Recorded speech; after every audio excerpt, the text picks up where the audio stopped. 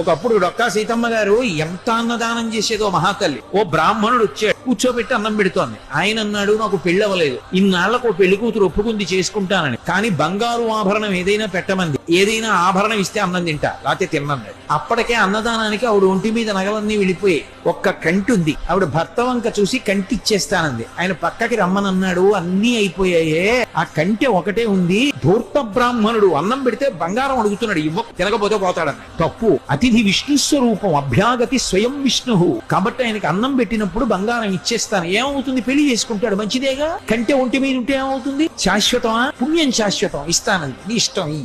కంటి తీసి ఇచ్చింది. ఆ కంటి తీసుకెళ్లి అరిటా కింద పెట్టి ఆయన అన్నం తినేశాడు సంతోషంగా. ఉత్తరాపోసనం పెట్టాడు, చేయగడుక్కోవడానికి బయటికి వెళ్ళాడు. ఊరంతా కలిపి ఎంత ఉంటుంది ఆ గన్నవరం. కాబట్టి ఆ బంగారు కంటె కనపడింది ఆకెత్తుతుంటే సీతమ్మ గారికి. అయ్యో వెర్రి బ్రాహ్మడు కంటె మరిచిపోయాడని పరిగెత్తుకెళ్లారు, కనపడలేదు. భర్తని పిలిచి వెతకమన్నారు, ఎక్కడా కనపడలేదు. అయ్యో